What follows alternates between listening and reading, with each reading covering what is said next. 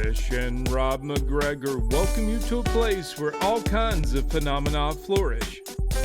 Voices whisper ancient secrets, signs and symbols are abundant. UFOs, ETs, ghosts, and even the dead move about freely. Here we meet authors, researchers, and investigators of the mysterious, the strange, and of the inexplicable anomalies that surround us. Step out of the everyday world and take a journey into the mystical underground.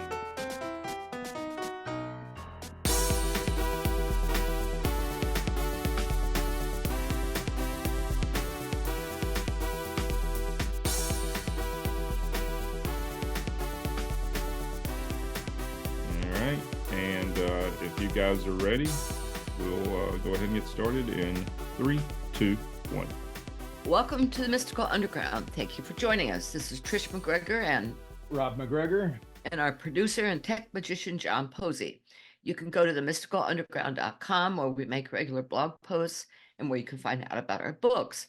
Among them are Phenomena, Harnessing Your Psychic Abilities, The Secrets of Spirit Communication, Sensing the Future, Aliens in the Backyard, The Shift, Reports from the Mystical Underground.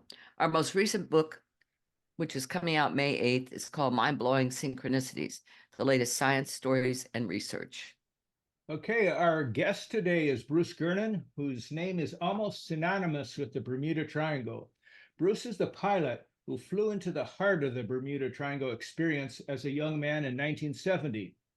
In that flight, a mysterious fog attached to his plane, causing his electronic instruments to malfunction and resulted in a documented leap in time.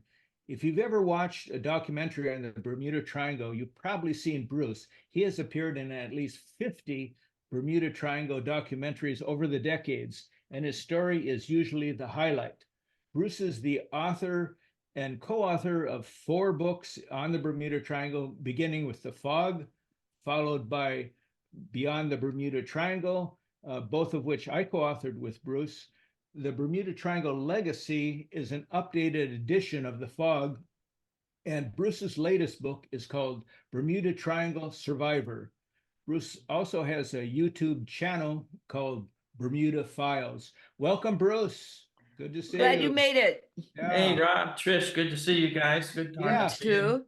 So before we start talking to you, we're going to show a short video from the Bermuda Files that runs about we're going to do about 3 minutes and 50 seconds of it, showing just a good introduction to you. I think it's really cool with all the illustrations and stuff you have on it. Okay. Yeah, that'd be great. That's one of my favorite. Well, it's a trailer actually, but it was a great documentary that the History Channel did. It took like 3 days just to film it. Huh. Okay. All right. So this is Bruce Gernon, and this video is a continuation of the short video Quantum Leap into the Bermuda Triangle. This thumbnail shows the 2 magazine covers from 1948 and 2005 when my first book about the Bermuda Triangle came out. The first magazine shows Kenneth Arnold flying next to a UFO in 1947. He ended up getting the credit for coining the term flying saucer. The second magazine shows me flying an airplane about to enter a thunderstorm vortex tunnel in 1970. After I survived flying through that tunnel, I was given credit for coining the term electronic fog. Obviously, the Bermuda Triangle mystery is not solved yet, but I feel confident that the thunderstorm vortex tunnels and electronic fog will someday be known as the main components of the mystery. This still shot shows the dates of when I experienced a space warp. Notice they are the same date and time, but my plane is 80 miles apart. This is not possible, but with quantum entanglement teleportation, it would be possible. The event horizon is a boundary beyond which events cannot affect an observer. So I theoretically traveled 80 miles in an instant, and it had no effect on us. Flying through the tunnel is where I feel the space-time warp took effect. I could actually see the fabric of time changing when entering the tunnel, and it lasted for 20 seconds. It should have taken around 3 minutes. When I exited the tunnel, I felt a strange feeling of zero gravity and hydroplaning, as if the tunnel had spit us out, and it lasted for about 10 seconds. Was I speeding up or slowing down? Similar to these elements was the tunnel connected 80 miles ahead on the other end of the tunnel, and we came out only 10 miles offshore from Miami. I've been working with a scientist named Professor David Paris for over a decade now, and he believes when I came out of the tunnel, I was transported inside what is known as a warp bubble drive. This was created by a scientist named Miguel Albuquerque, and this diagram shows how it works. The space in front contracts and the space behind expands. It's like surfing on a wave of space-time. This is done by wrapping the space around the ship and creating a bubble of space-time that would go faster than light and travel through time. When I was inside the tunnel, it looked and felt as if we were going faster than normal, but inside the electronic fog, speed seemed normal. If this is what happened to us, we would have been traveling close to 2,000 miles an hour to reach Miami in only 3 minutes. And NASA is developing an Albuquerque warp drive. This colorful and beautiful video shows what it might look like when a spaceship flies through the universe inside a warp bubble. These diagrams of wormholes that I have explained on some of my other videos, and this is what I think I flew through.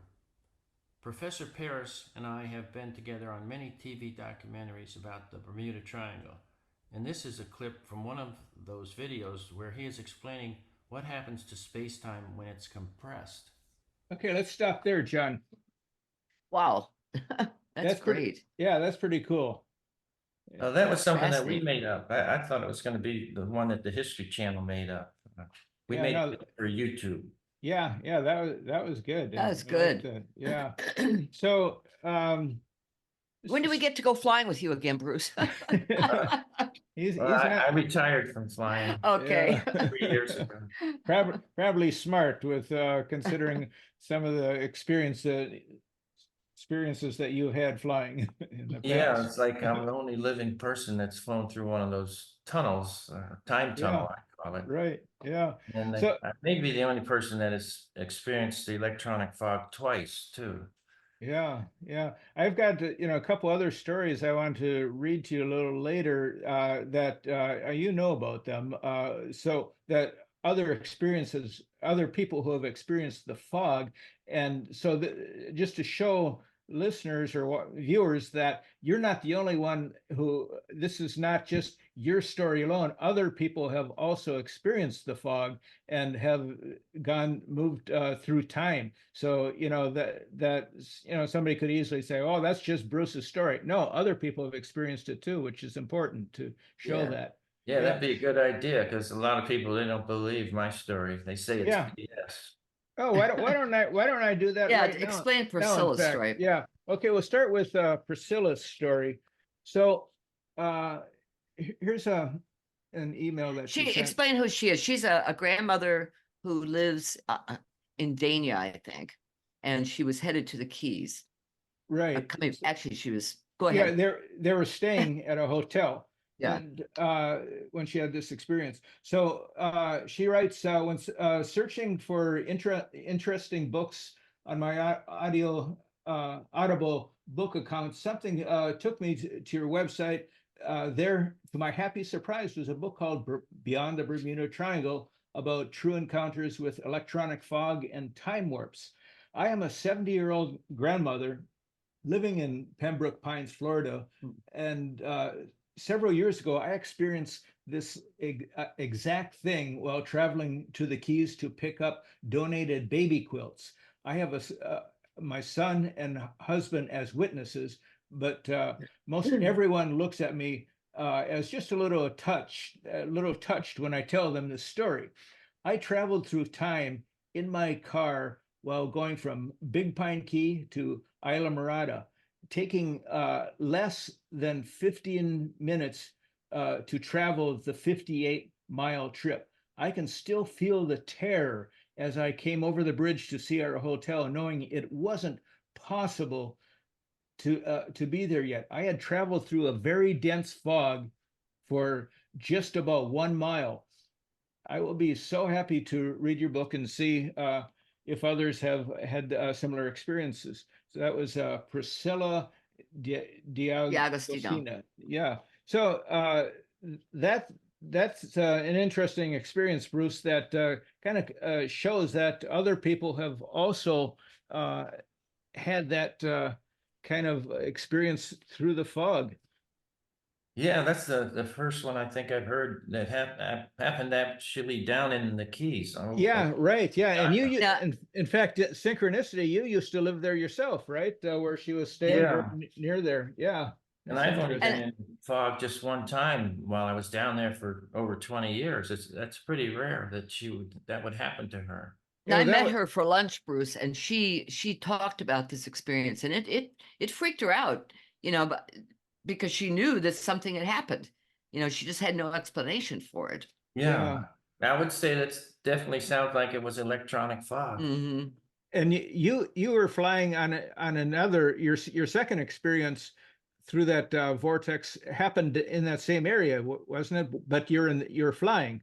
Yeah, but that was near the Keys. It was where the transition of the Florida Everglades turns into Florida Bay, the Right. Yeah. ocean part. And there's been many other people that have had experiences there. And Right. Yeah. I got a new theory I can like kind of tell you. It's not new. It has to do with the methane gas. Yeah, but it's not always right in the water, over the water, or near the water too. Here's another story. Just do one more story here. This is from Beyond the Bermuda Triangle, the book that Oh yeah. Ooh, not Bruce so and I close, wrote. Rob. Okay, Yeah. there. All right. No, that's bad too. How's that? Okay, it Okay. keeps getting blurry. Okay, yeah. Anyhow, let me read the story. Okay, this comes from a retired Air Force officer who describes a baffling experience that has puzzled him for years. He quote, my experience took place in 1999 or 2000, and after hearing you describe your experience flying through the storm tunnel or time warp, I see a link to my experience. However, this was not in the ocean or in the air, but on the ground. So he wrote to Bruce the story in 2014. So his name is Jonathan. He explained he had traveled dozens of times for many years from Dayton, Ohio to Pigeon Forge, Tennessee. It took 5.5 to 6 hours, depending on traffic. If there was road construction or other problems, it might take 6.5 hours. On this particular trip, he was driving his girlfriend on the route for a tour of the Smoky Mountains. He considered it a very routine road trip on well-known roads. However, Jonathan and his friend encountered unusually severe thunderstorms along most of the route. Driving was difficult, and instead of speeding along at 60 to 70 miles per hour, he was driving between 25 to 40 most of the 337 miles. Sometimes he was slowed to a mere 15 miles per hour. I could barely see the road due to the extreme rain, thunder, lightning, and fog. It was very difficult to see, so I had to drive agonizingly slow. He told his girlfriend, we're never going to get there at this rate. They finally drove out of the storms, and as they neared Pigeon Forge, I looked at my watch and I was in shock. It was impossible. It only took a little over 3 hours to make the trip. There was no way. If you take 337 miles at 40 miles an hour, and much of the time I was driving slower because of the near zero visibility, it would have taken 8 hours and 42 minutes. even if I was averaging 55 miles an hour, it would take 6 hours, 6.1 hours. I was flabbergasted. But at the time, I blew it off because I couldn't explain it. I didn't understand what happened. So that's another Yeah, that's a that, good one. yeah. And it was way inland that happened. Yeah, and that was near the Smoky Mountains. So and Yeah. with That can happen all over the world in different places. It's just very rare though. yeah.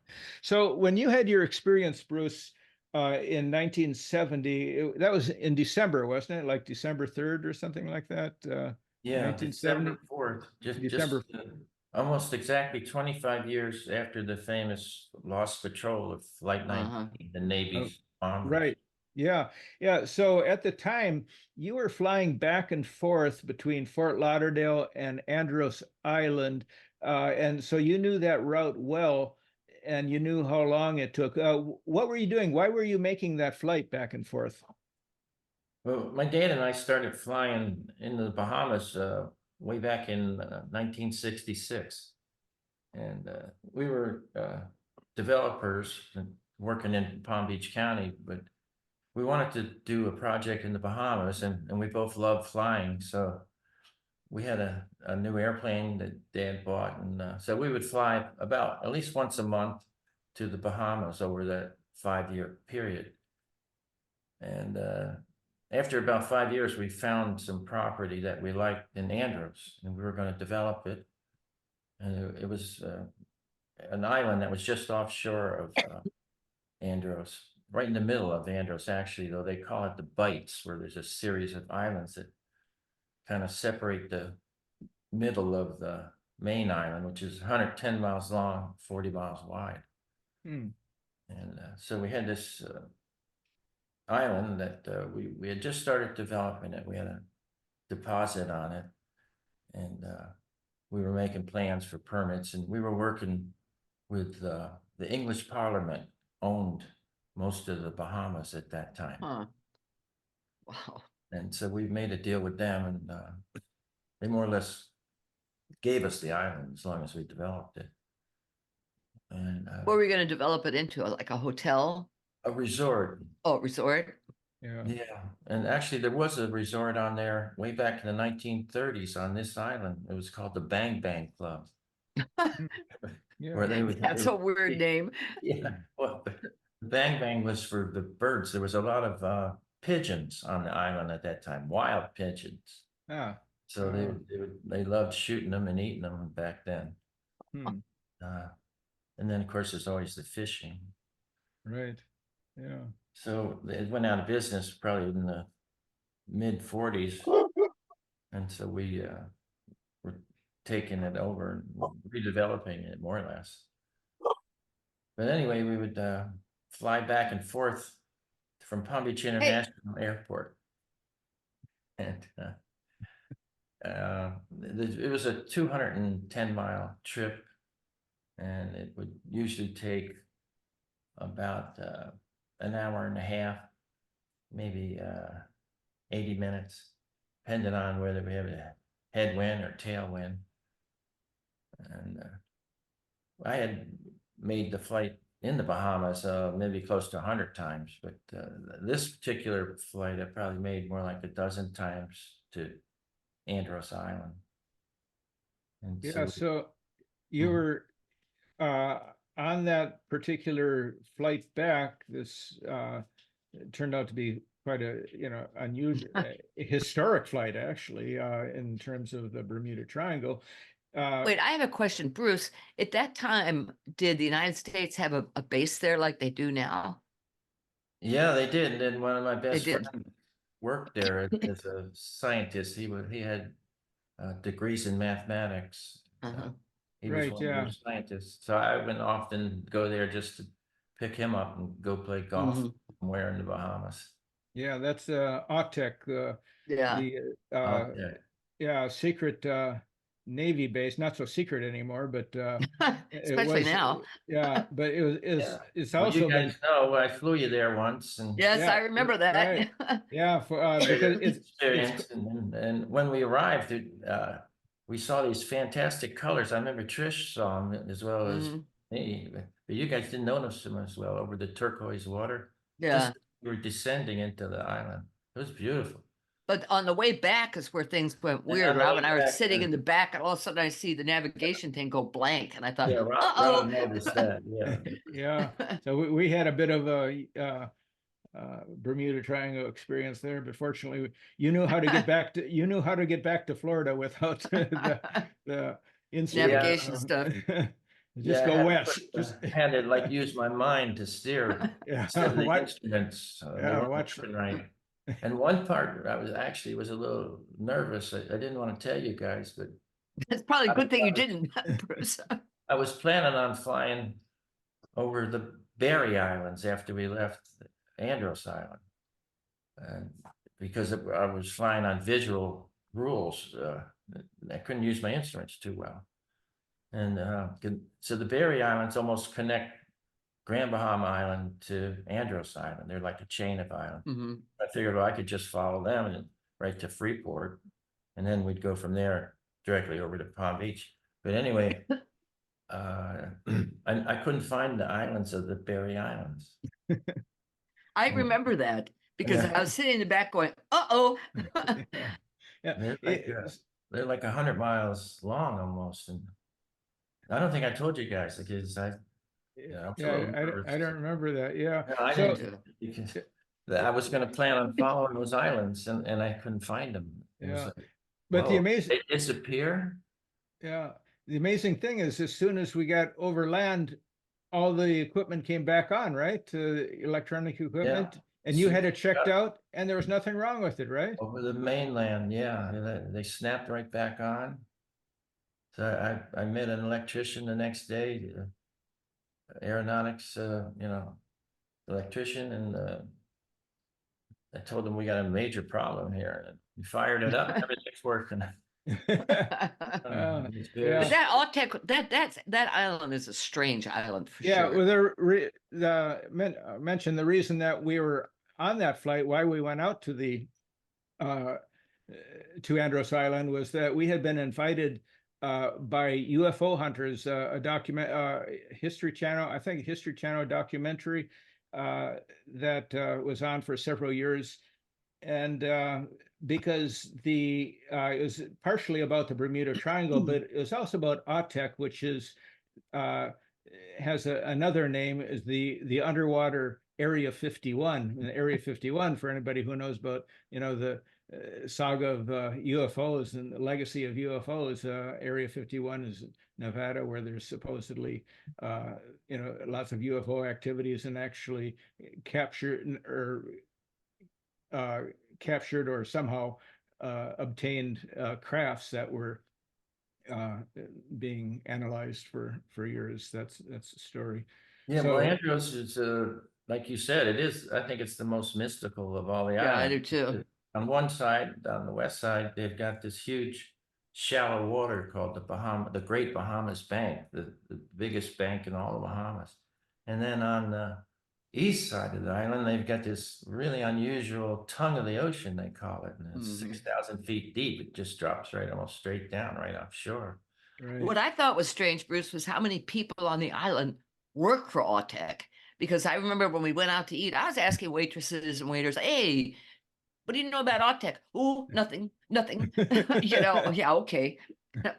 Yeah, that's the deal. They're not allowed to explain anything. Yeah, They right. want to keep their jobs. But because of that deep area that goes at 6,000 feet, that's why Autech is actually I think 2/3 of it or 3/4 of it is considered underwater, because it's a submarine base, and a lot of experiments underwater experiments going on, and that's where some of the people who have worked there both as civilians or as military have had encounters with crafts underwater. And we, in our book, I can't remember which one, it was the fog, probably in the fog, we or Beyond the Bermuda Triangle, or we explained some of these experiences that people had told us Talk about what happened when you tried to go up to the gate. about. I love this story. Yeah. You remember that, Bruce? that the Yeah. I wasn't with you though when you did. I was out oh, doing a you weren't. flying Oh, shoot for them. oh, okay, It yeah. was you guys, and did they scare you or something? Well, yeah, what happened is we drove in this Jeep uh towards the gate because we are going to what so let me explain. The background is UFO hunters had tried to get an interview with the commander of the base uh of Autech, and they tried over several times, and not only were they weren't they didn't agree to it, they didn't disagree, they just didn't respond at all. So the guy who was the head of the UFO hunters. Bill, Yeah, somebody. I can't think of his last name Yeah. right. Attorney. He's an attorney. Yeah. Yeah, can't So think of his name. he got a little aggressive with you guys, I understand. Right. Yeah. So uh, he decided, well, let's go up to the gate and just talk to him and see if we can get in, just to have a tour, if nothing else. And so we stopped about probably 50 yards from the gate, and the camera people, technical people got their equipment out and getting ready. And as we were doing that, two police cars came up to the gate, and they didn't just head towards the gate. What they did is they came in from the sides, and so they were nose to nose blocking the gate, which is kind of unusual. So that was kind of a sign right there. And then this helicopter lifts up from behind the gate and comes overhead, Just very low, hovers there. very low, hovering us. And that's when Bill said, I don't think we're very welcome here. I think we should turn around. So that's as far as we got to, in our attempt to have an interview with the commander of the base. But there's a follow-up story. Did you tell Bruce this story?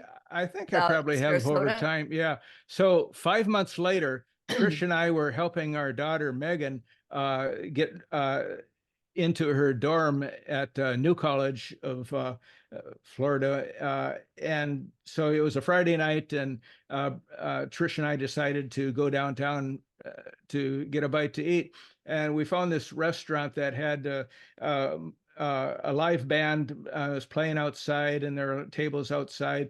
And so we decided to go there and walked in, and it's just really crowded, though. The music's playing, it's crowded. But we saw one high top table that had two empty, there was just room for 4 people, and there 2 of them were occupied. And so we asked the people, could we join you on that side? So we did, and we talked to them a bit, but when the music stopped.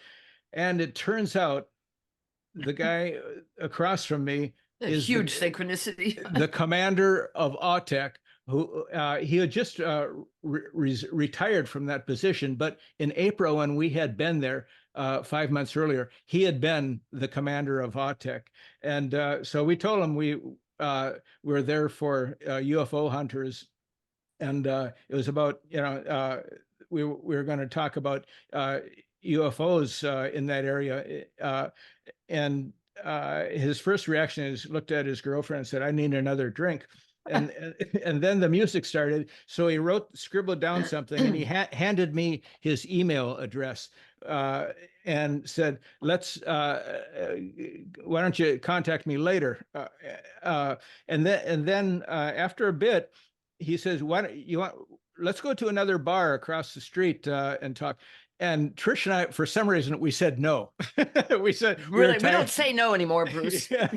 And we decided to go back to our hotel room. A mistake, because I never was able to find that little scrap of paper with his email address. So I lost contact with him. But kind of a trickster synchronicity, because that was so unusual to be able to actually contact that guy and sit with him at a table and have a drink with him. So.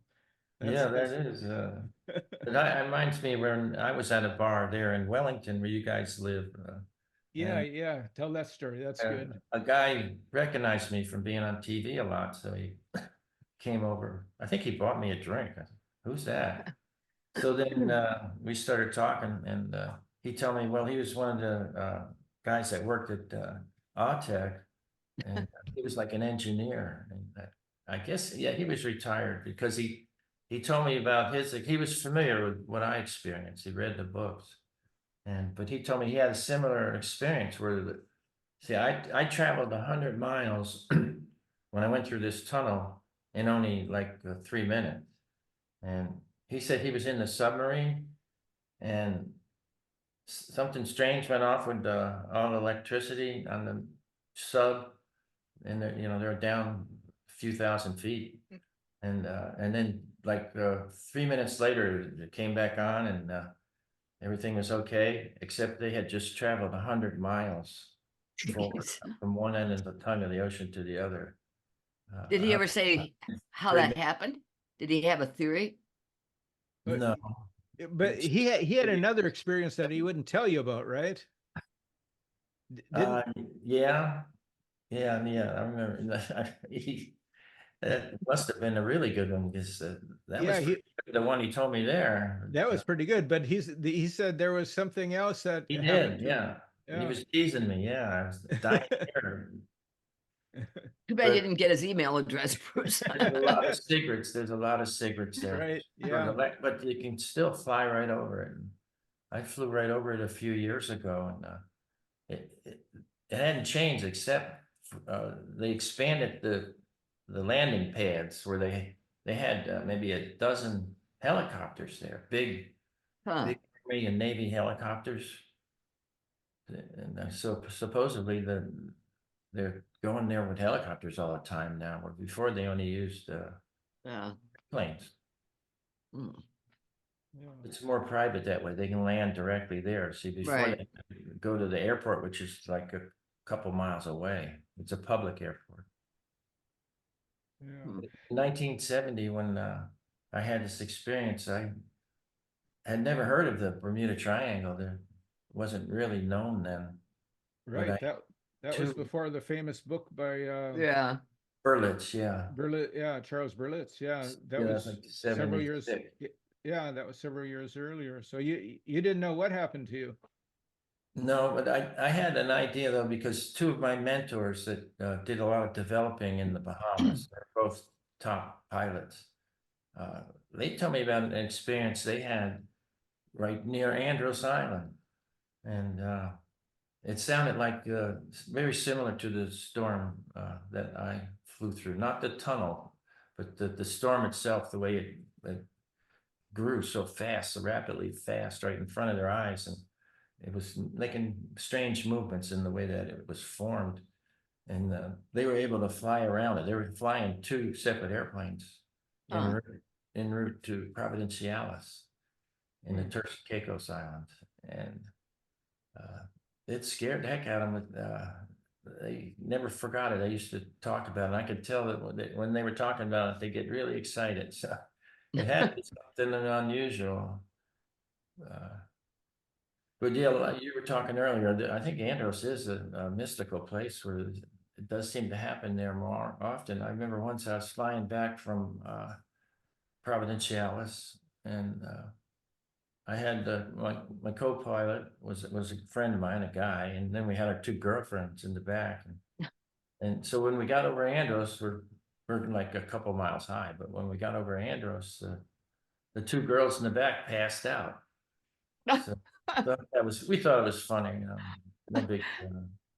But then so my buddy that was supposed to be the co-pilot, he starts putting his head down, oh, wait, what's going on here? I said, hey, don't go to sleep on me now. This is a long trip. I want him, to keep awake here and navigate. And he just smiled and looked at me and then just totally passed out. Jeez. So all three of them passed out when we went over Andros. And then But when you didn't, I hope.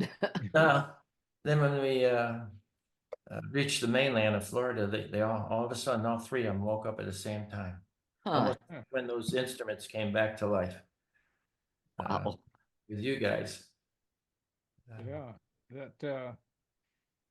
So tell us a little bit about how that experience started when you left Andros Island.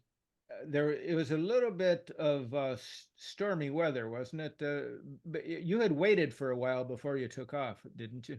Yeah, we had to wait. We were planning on leaving first thing in the morning, but it was covered with thunderstorms, and there were no radios, no telephones where we could get a weather report back then. There's something new I want to look into if I can get the not NOAA, but it's the other National Oceanography organization. They've invented something they call forensic weather studies, where they Oh, can is go, this for hurricanes? This thing oh they, no, any kind of weather. They can go oh, any back, kind, give them the day and the time. huh? And they get computers to help them analyze it, and they can analyze the exact weather situation of what went on that day. Hmm. Yeah. But Professor Parrish looked it up for me, and there were lots of thunderstorms covered the whole island of Andros, but then they dissipated around 3 o'clock, and so that's when we took off. Yeah. And I remember you told me that the last person you saw before taking off was somebody who worked for Autech, which is your friend, I guess. And I know you considered him a friend, and you didn't think he would be involved in any kind of mysterious activity to cause you to go through that experience. But we keep referring to Autech. It's actually the full name is Atlantic Underwater Testing and Evaluation Center. So that's what it means. So For right. I don't think they were testing and evaluating you, but something did happen to you. So when you got in the air, what did you see then that was so unusual that? Well, the first unusual thing that I saw was the lenticular shaped cloud. Right, yeah. And that's a cloud that kind of looks like the shape of a camera lens Mhm. or magnifying lens. And they're usually at 10,000 feet or higher. At least, So yeah. And this was only like 500 feet. And the yeah. winds were light and variable. So it was just sort of hovering there offshore of the hillside. Otherwise, it was nice, looked like clear weather. And it was, according to the Professor Paris, when he looked up, it was clear weather between Andros and Florida. And Florida had some large thunderstorms scattered over it, though. And so it was directly in my flight path. And so I didn't worry about it too much. It looked harmless. And it was maybe a mile long and 1,000 feet wide and 1,000 feet thick. And your dad was with you too. He was a pilot. Yeah, he was a co-pilot. He was an expert navigator. He was a licensed pilot. Uh-huh. And there was one other person too, Yeah. a business person. Our business partner. Right. Chuck. So there were three of you on this flight. 3 Right. pilots. Well, the passenger wasn't a pilot though. Okay. Just me and Dad. Mhm. But you and your father had checked your watches and the time you're taking off, right? So you, Oh yeah, that's the first thing you did. Back in the 70s, time was critical. So you wanted to keep a really good record of time. Mhm. So yeah, we took off at exactly 3 p.m. in the afternoon, and we all made note of that. And then there's a chronograph on the airplane that we used that was mechanical, so it kept working. I remember the one part of your story where your dad started freaking out, right? It was when Yeah. I That's think when we were in the electronic fog, and that can affect people in different ways. It's like the ones that went to sleep on me. I was just talking about. I think it was probably electronic fog that did that. Hmm. And then other people will panic, because it's very scary, and depends on their emotions. But they might be panicked. Remember when Joe McMoneagle did a remote view on your experience? Tell Right. us about that. That was fascinating. Well, yeah, it was pretty complicated for me to tell you, but I think I mean, Rob. basically, Yeah, Rob, wasn't it that Joe What? saw them and said they had been abducted? Yeah, he thought well, no, that was he did 4 different remote viewings, and one this is another experience that Bruce had around that time where he flew out with his girlfriend off of the coast of Miami, where Mm. he had uh, the girlfriend had never been in an airplane at night, so he took her out. It's very romantic, flying off the coast of Miami into the Atlantic, and he was actually going over close to the area where he had that later had that experience. Or no, you had already had that experience, hadn't Yeah, you? this was two weeks after I had the experience, and I went to an area offshore Miami that was the exact spot where I escaped this experience. Oh, right. Yeah. Okay. Yeah, and then tell us what you saw then. Well, we were over Miami and admiring all the beautiful lights. And then, so then I decided to go offshore, and I was at exactly 10,000 feet. And we went offshore about 5 miles, and it turned into like a black abyss. I mean, we couldn't hardly see anything, maybe some stars, but nothing to identify it. Except then we looked way out to the east, maybe somewhere near Bimini, and then we saw this strange light. And it kind of reminds me of the story about Columbus. He claimed he saw this strange light that was kind of bobbing up and down, he said. And that's what this was doing, it was making strange maneuvers while we looked at it. We said, what the heck's going on there? You know, couldn't figure it out. And then all of a sudden it just takes and it just shot right toward us. And What color was it?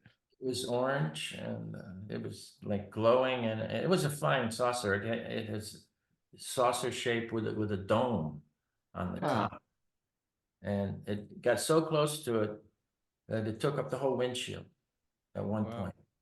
That's when I thought, well, I'm dying in about a half a second. But that's where Joe saw that you had been abducted, right? Just instinctively, I turned the airplane, and then I looked back to see what's going on, and then it disappeared right at the same Yeah, time. and that was your experience, was that it was right in front of you, and then you tried to turn, and then it was gone. But what Joe McMoneagle, the famous remote viewer for for the government and CIA, who had looked at this experience, he saw that he felt that your whole craft was taken by the but you have no memory of anything like that, right? Happening. No, and there wasn't any time gap. Like if we were missing a couple hours, you know, Yeah, I right. would Yeah, say yeah, he's absolutely Yeah. probably right. yeah. Well, So, But Bruce, that would explain a lot. go, Well, go ahead, John. yeah, and disembodied voice of John here for just a second, but Bruce, so so I'm assuming you've seen the videos over the last few years of like the Tic Tacs and everything over, off San Diego and the coast of San Diego, some video off of the Atlantic, up in the North Atlantic. Does any of that kind of sync up with your experiences? Anything you saw? Well, yeah, I can relate to them, the way they maneuver.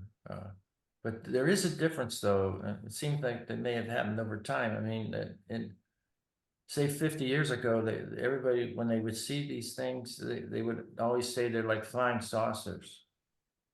And the one I saw in 1970 was a classic shape of a flying saucer. But now these ones that they're catching on their cell phones and the Navy pilots also, none of them look like the famous flying saucers. Some of them are actually square, Hmm. odd shaped. Or cigar shaped. Yeah, Yes, some of them. shaped. Yeah, Tic Tac shape. Right. I'm wondering if they're like remote controlled or something. They don't seem like Maybe that so. big either. Yeah. So, you say that you didn't lose any time at all, but then the whole time question Yeah. is involved. So, it something could have happened, and then uh Yeah.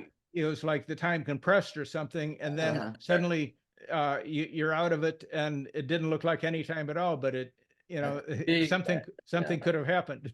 Absolutely, that could definitely be, because I thought I was gonna die, and it was that close to me, and then it just seemed like it got blanks away all of a sudden. It's like something very unusual happened in that situation. Yeah. So you've had so many experiences, but let's get back to the main one. And you've got pictures behind you that look very interesting for people who haven't known about this. Your experience. Could you explain about the tunnel experience?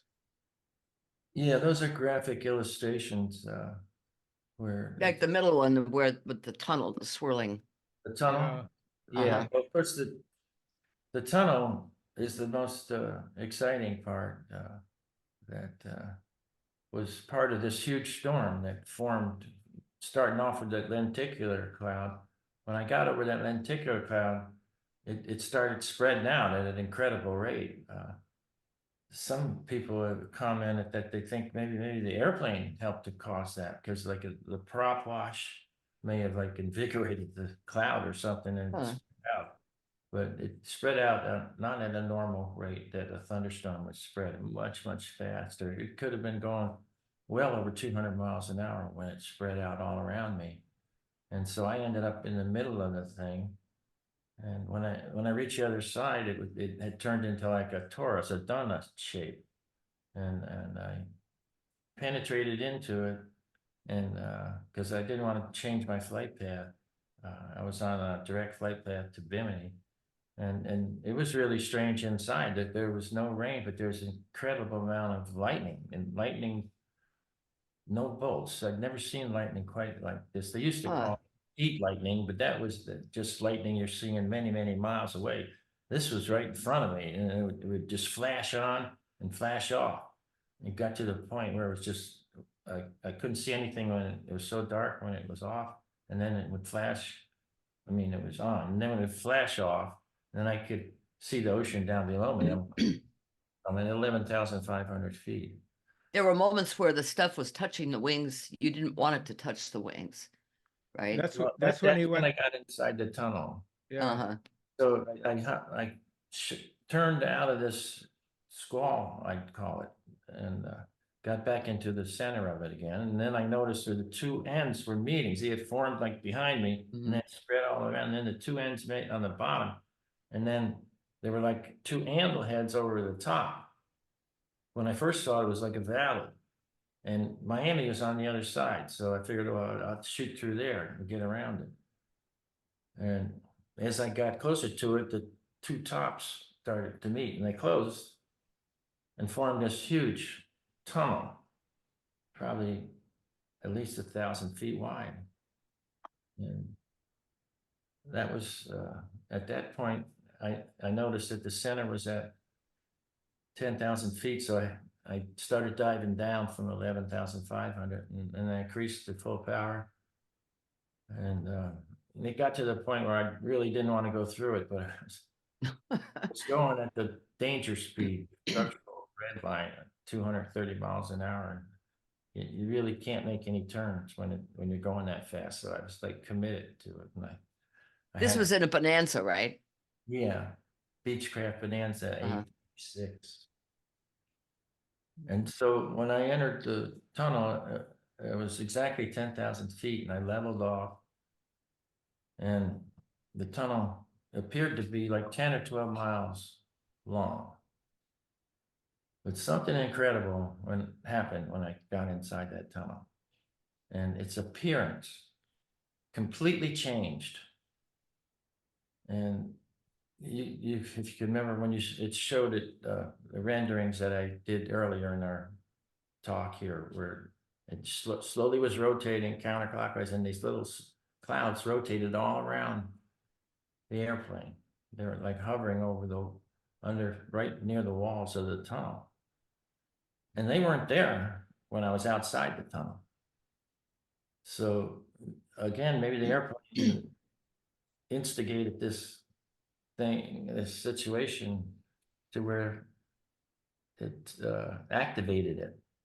And something I found recently, that one of Einstein's theories was called length constriction. And no, length contraction, it's called. And that formula and the theory is that when a body approaches the speed of light, these strange things happen.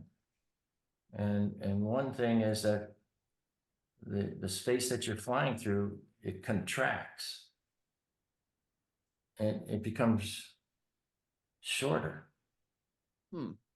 And then another thing is that it becomes shorter in time.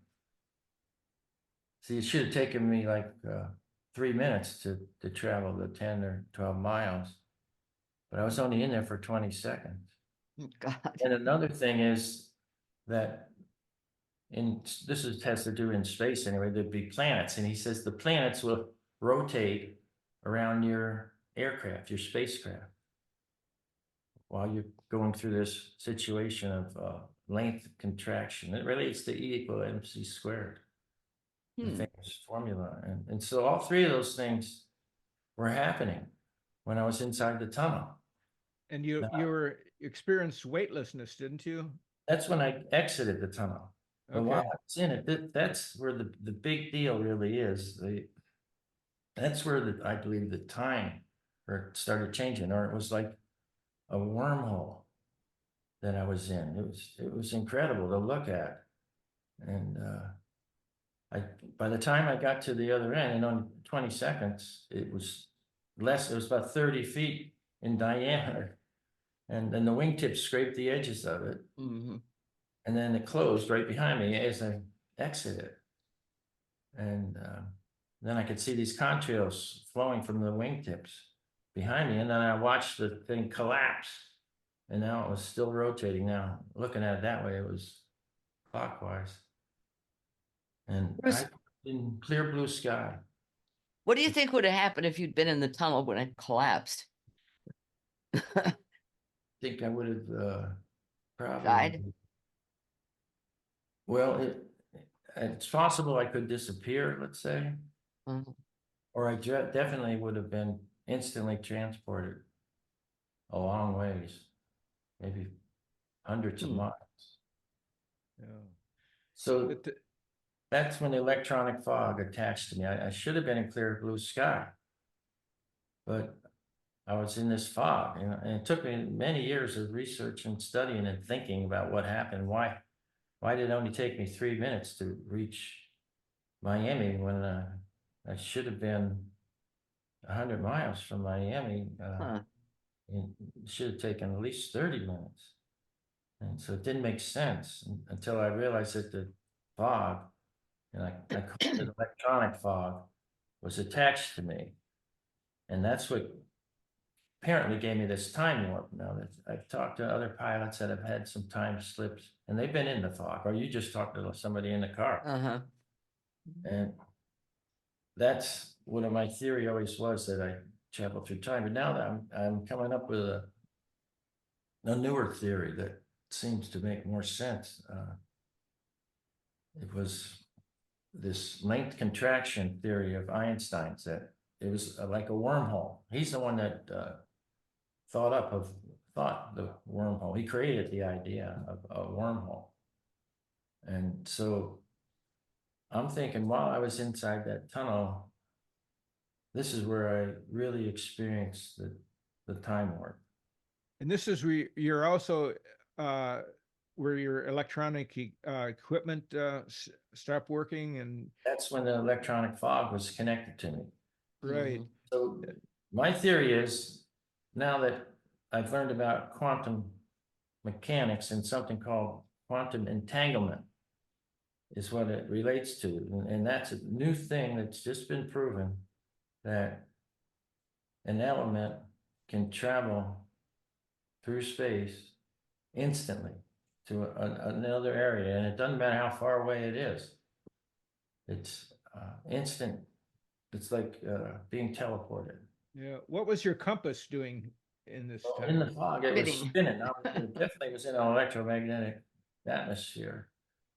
But so the theory is when I came out of that tunnel, I'm thinking I'm like 90 miles east of Miami. But in reality, I'm only 10 miles east of Miami. Mhm. And then it took me, which makes sense, 3 minutes to travel those 10 miles to reach Miami. And then the electronic fog detached from the aircraft.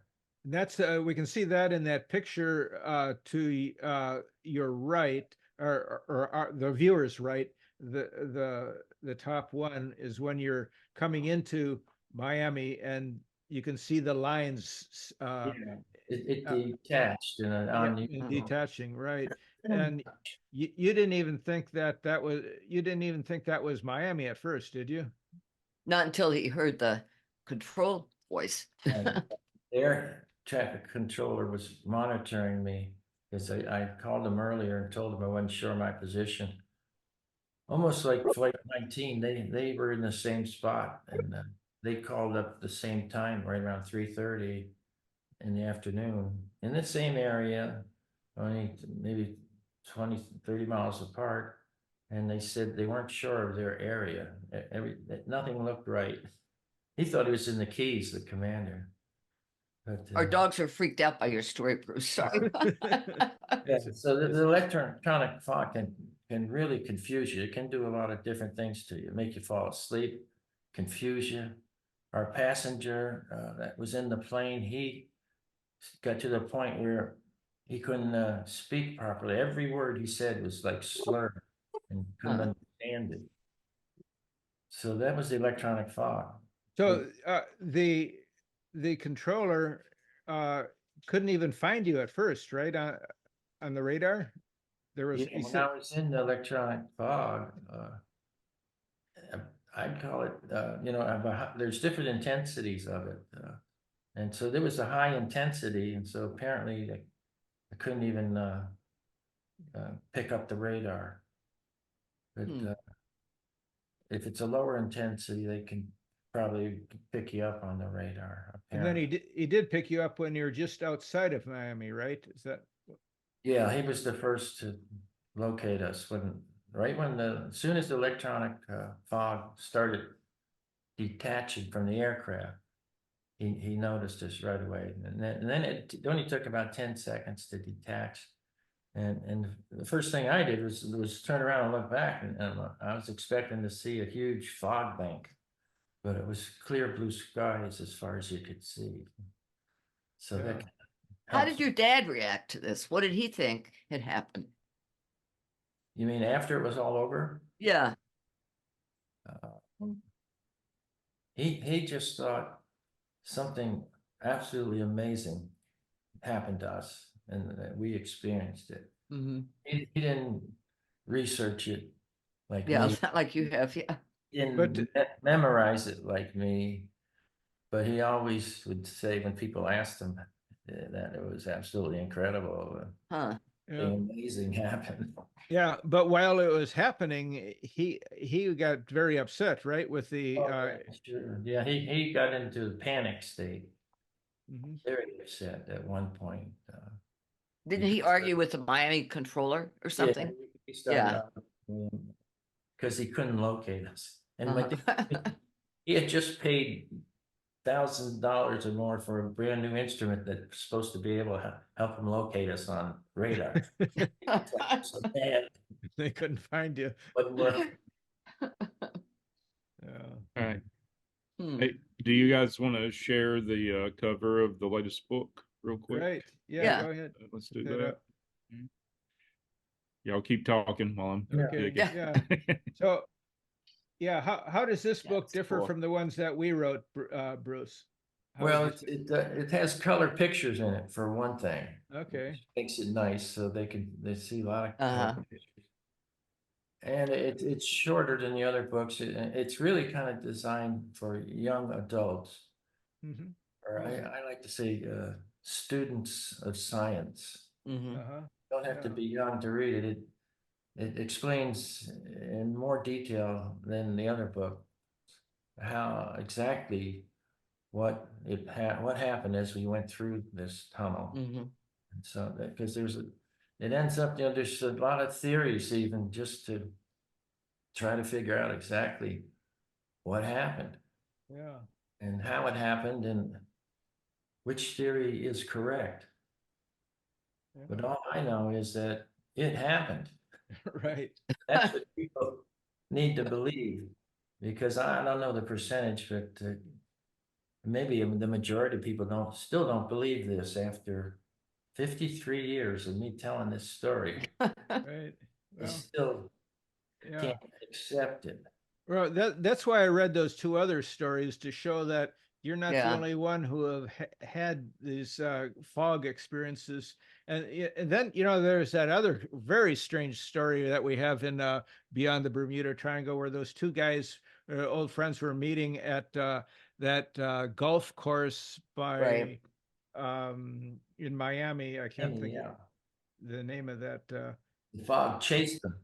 Yeah, and the Yeah. fog, yeah, it was Just like actually the guy chased. in the boat you wrote about, a guy named Tony in a boat where he was offshore and the green fog chased him. Right, yeah. So there's And he been a Now lot that of would be freaky. reached a point in that he was able to detach from him. Well, it never got to attach him, but it came closer and closer. yeah, yeah.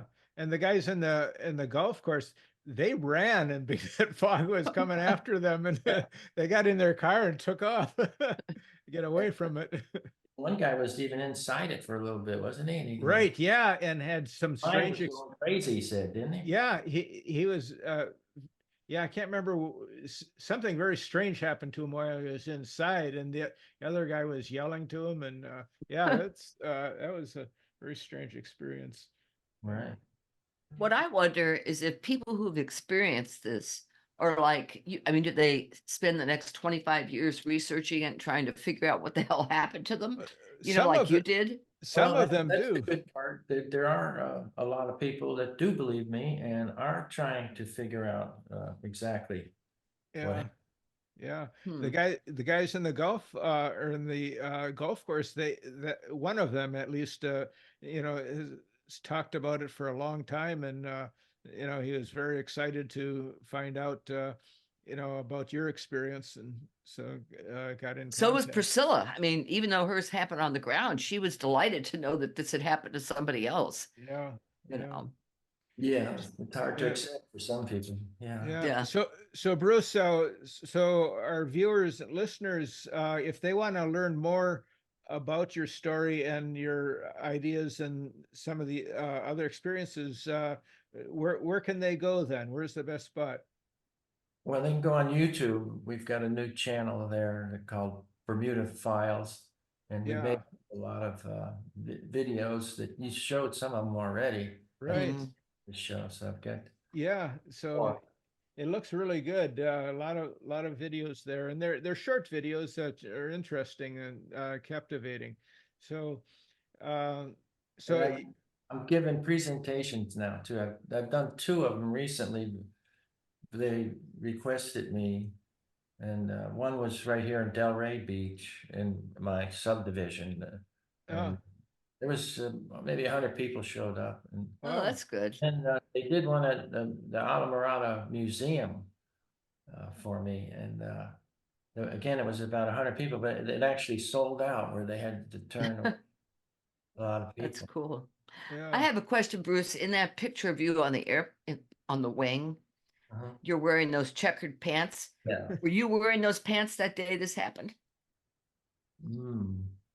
I don't think so. Oh, okay, because I was gonna Right. say you should save them. Whatever clothes you were wearing, you should save, Yeah, no, immortalize I them. remember that day. I saved them. Yeah, no, I remember that day. I was going to work actually when Yeah. on that day. Yeah. Huh. I remember when those checkered pants were in style. I do too. Yeah, in the 70s. That's Yeah. funny. Now they look kind of I don't, by the way, but okay. Now they look kind of crazy. Yeah. Bruce, it's been great talking to Oh, you it's again. been fun. We got to Yeah. get together, Bruce.